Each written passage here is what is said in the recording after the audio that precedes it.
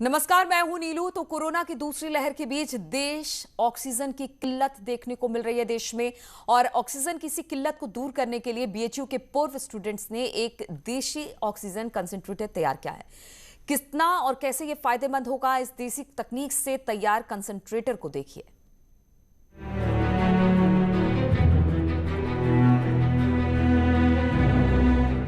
Hospital के बाहर लगी लंबी लंबी कतारें, आंखों से बहते आंसू, अपनों को खोने का डर, करीबियों के बिछड़ने का गम। ये कुछ ऐसी तस्वीरें हैं जो कोरोना काल में आम हो चली हैं। कोरोना की दूसरी लहर का कहर लोगों पर काल बनकर टूट पड़ा। ऑक्सीजन की कमी के चलते लोगों ने अपने करीबियों को खो दिया। कितने ही बच्चे अनाथ हो गए।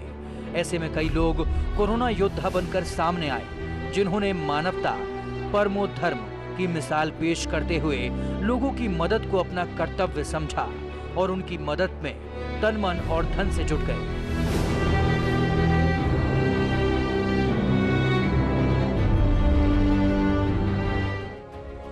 एक ऐसी ही कहानी है बीएचयू के पूर्व स्टूडेंट और युवा इनोवेटर गौरव सिंह की, जिन्होंने कोरोना काल में ऑक्सीजन की किल्लत को दूर करने के लिए 15 LMP का देसी ऑक्सीजन कंसंट्रेटर तैयार किया है, जिसके जरिए एक बार में 3 मरीजों को एक साथ ऑक्सीजन उपलब्ध कराई जा सकेगी। जैसा कि हम लोग को अच्छे से पता है कि बाजार में जो ऑक्सीजन कंसंट्रेटर अवेलेबल हैं, जो इंपोर्टेड हैं, बाहर से आए हुए हैं, उनकी कीमत बहुत ज़्यादा है और वो एक आम आदमी के पहुंच से काफ़ी दूर है।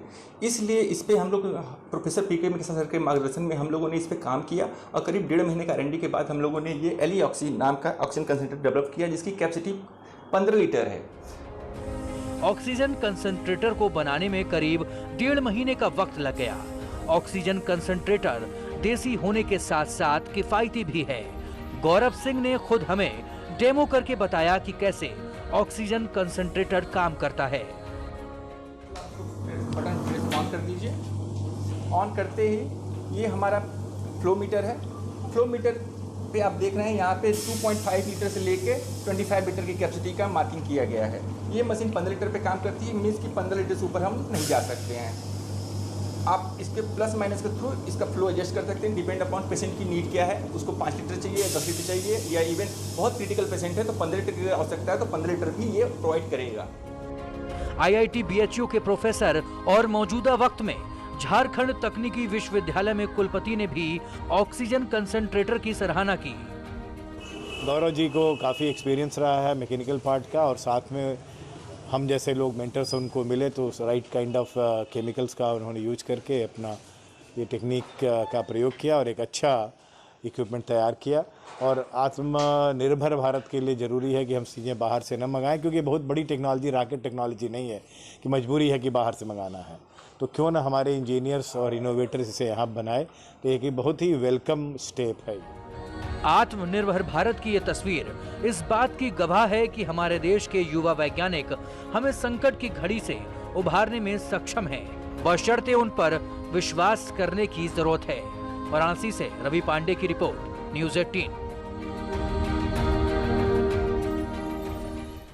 और कोरोना संक्रमण को देखते हुए नेपाल सरकार ने पिछले साल पर्वतारोहण रोक दिया था, लेकिन इस बार इस एडवेंचर को जारी रखने का फैसला किया गया। तो उसका लुत्फ उठाने के लिए दुनिया के अलग अलग कोने से पर्यटक भी पहुंच गए हैं। जब आप इन तस्वीरों को देखेंगे तो आप भी वहां जाने का सपना जरूर देखेंगे, लेकिन इसके लिए आपको बकायदा पहले से तैयारी करनी होती है, तब जाकर माउंट एवरेस्ट चढ़ने का सपना पूरा हो पाता है। सफेद पहाड़ियों के बीच 2 जिंदा दिल इंसान दिखाई दे रहे हैं। एक तरफ बर्फ है तो दूसरी तरफ खाई। छोटी सी गलती जीवन का खेल खत्म हो सकता है। इसलिए ऐसी वादियों के बीच जाने से पहले लोगों को ट्रेनिंग लेनी पड़ती है, ताकि खुद को संभाल सकें और पहाड़ी इलाकों में चलने का खुद का सपना भी साकार कर सकें। तस्वीरों में देखिए, बर्फीले पहाड़ियों के बीच 2 लोग दिखाई दे रहे हैं और उनके बीच में खाई है। इस खाई को पाटने के लिए सीढ़ीनुमा पुल का सहारा लिया गया और फिर इस खाई को डर के साए में पार किया गया, लेकिन सुरक्षा का पूरा ख्याल रखते हुए, ताकि कोई अनहोनी पर खुद को बचाया जा सके। because I know I have to save all the energy to get down. So not really excited or anything, but why feel released? Because I always tell my students, my friends, when you aim high, expect high, and then you can achieve high. So I think this time I really use my action to show them I can really do it, so they can also do it. So I kind of released. I'm not just saying some empty word. वैसे इस बार America और Hong Kong के पर्वतारोहियों ने mount Everest पर चढ़ने का ख्वाब पूरा किया। इस चढ़ाई को चढ़ने के साथ ही 2 नए कीर्तिमान सुनहरे पन्नों में दर्ज करने का इतिहास भी रचा गया है। आर्थर मुइरो एवरेस्ट फतेह करने वाले अमेरिका के सबसे बुजुर्ग व्यक्ति बन गए। उन्होंने इस कीर्तिमान को 75 साल में रचा है, जबकि हांगकांग की पर्वतारोही त्सांग यिंग हंग एवरेस्ट को सबसे कम उम्र में फतेह करने वाली महिला बन गई। उन्होंने इस कारनामे को 44 साल की उम्र में पूरा किया। वैसे आर्थर मुइरो से पहले ये रिकॉर्ड बिल बुर्के के पास था, जिन्होंने 67 साल की उम्र में साल 2009 में 8,848.86% ऊंचे पर्वत की चढ़ाई चढ़ी थी।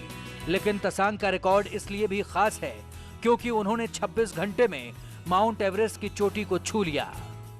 Of course, we failed at that time, and when we reached 8,500 balcony, and they start snowstorm and very strong wind. But yeah, I know the weather report say the weather is really good, so I thought it is only short time. So we just keep moving up. But after 2 hours, we reach South Summit.